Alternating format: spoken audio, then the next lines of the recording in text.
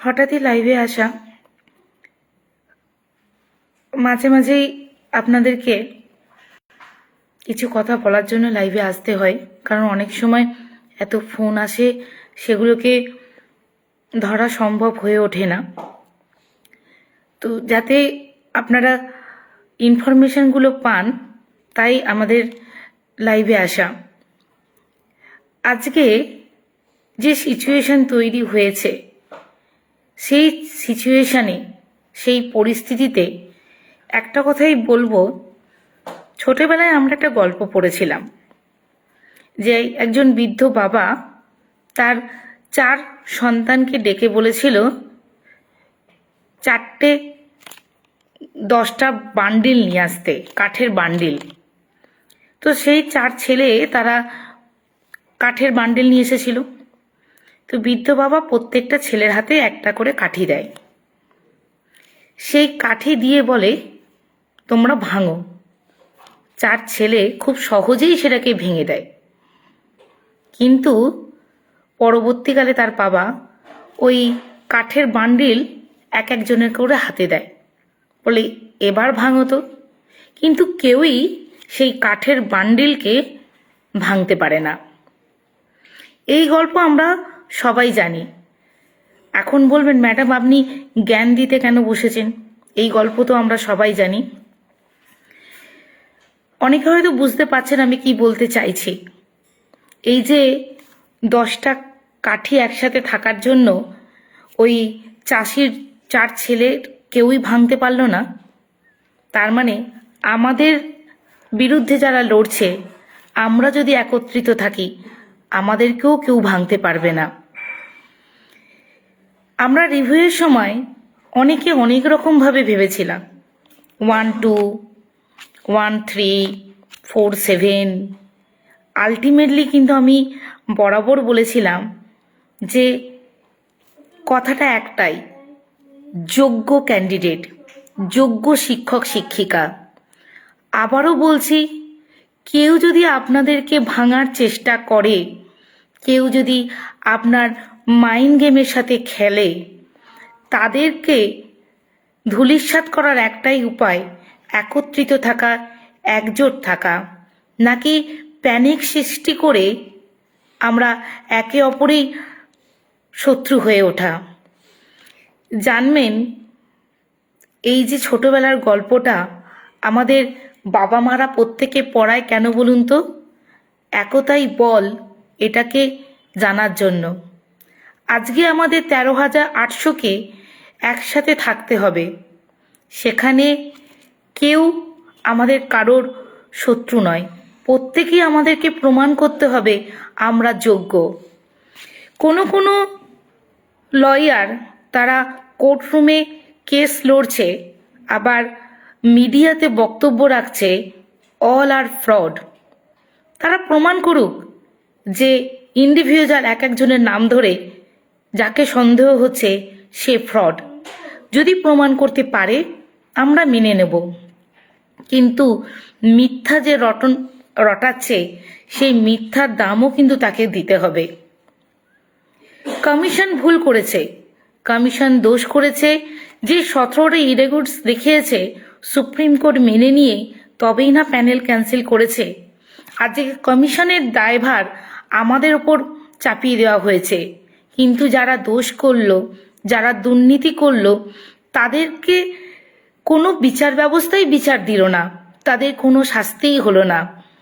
আজকে আমাদের মতো সাধারণ যারা মধ্যবিত্ত পরিবারের মেধাবী ছাত্রছাত্রী ছিলাম একসময়, তারপর একটা শিক্ষকতা মতো সম্মানীয় পদে বহাল ছিলাম, সেই জায়গা থেকে আজকে আমাদেরকে রাস্তায় নামিয়ে এনেছে, এখন কপালে লিখে দিচ্ছে অযোগ্য বলে। সুতরাং সব বন্ধুদের বলবো, হাতে হাত রাখুন, একসাথে পথ চললে, জানি কঠিন মুহূর্ত, হাত পা ছিঁড়ছে, রক্তাক্ত হচ্ছি, কিন্তু পেরিয়ে যেতে হবে। ভেঙে পড়লে হবে না, কারণ আমরা প্রত্যেকে যোগ্য, এটাই প্রমাণ করব। উই আর আনটেন্টেড টিচার, এটাই আমরা প্রমাণ করব। না আমরা কোনো ওএমআর ম্যানিপুলেশন করেছি, না আমরা ব্ল্যাঙ্ক ওএমআর দিয়েছি, না আমরা র্যাঙ্ক জাম্প করেছি। আমরা কোনো রকম ম্যালপ্র্যাকটিসের সাথে যুক্ত নয়, প্রত্যেকেই যোগ্যতার নিরীক্ষে চাকরি পেয়েছি। আর এই যে প্যানেল উত্তীর্ণ একটা কথা বলেন তো, সেটা ক্যান্ডিডেট কি করে অযোগ্য হয়? কমিশন যদি ডিলে করে কাউন্সেলিং করে, অন মেরিট যদি সেই ক্যান্ডিডেট চাকরি পায় যোগ্যতার সাথে, তাকে কি অযোগ্য বলা যায়? আমাকে নিমন্ত্রণ পত্র দিয়ে আমাকে নেমন্তন্ন বাড়িতে খেতে ডেকেছে, আমি খাবার পরে আমাকে কি গলা ধাক্কা দিয়ে অনিমন্ত্রিত বলতে পারে? প্রশ্ন আমার সমাজের কাছে রইল, প্রশ্ন আমার বিচারপতির কাছে রইল, যে যিনি বিচার করবেন মহামান্য আদালতে, তিনি বসে থেকে সমস্ত কিছু শুনে সবার দায়িত্ব নিয়ে অবশ্যই বিচার করবেন।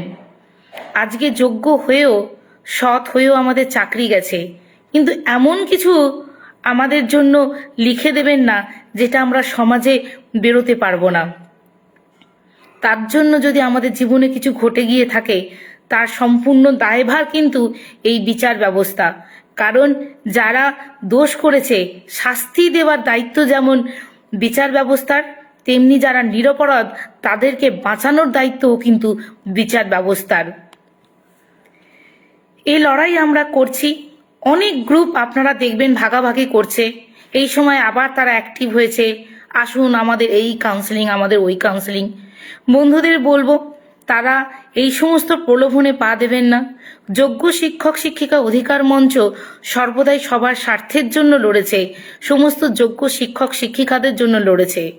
আমি ফার্স্ট কাউন্সেলিং, কিন্তু আমি চাই যে কাউন্সেলিং না, এখানে ম্যাটার হচ্ছে যোগ্যতার প্রশ্ন, মেধার প্রশ্ন। সবাই আমরা যারা মেধাবী, যারা যোগ্য, তারা যেন প্রত্যেকে সম্মান পাই।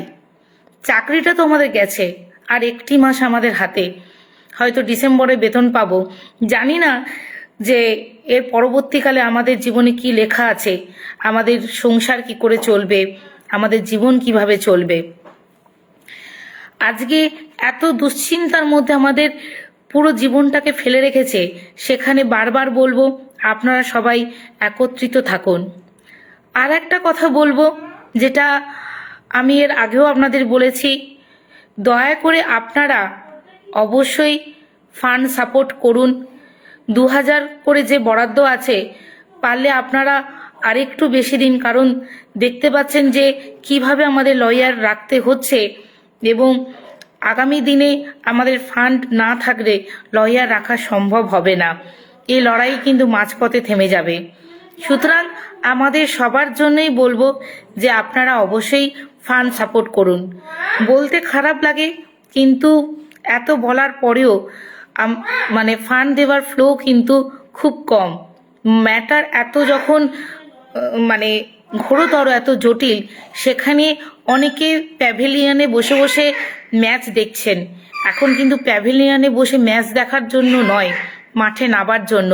কেউ কিন্তু আমরা নিশ্চিত নেই, মানে আমরা কেউ মানে নিশ্চয়তার জীবন কাটাতে পারছি না।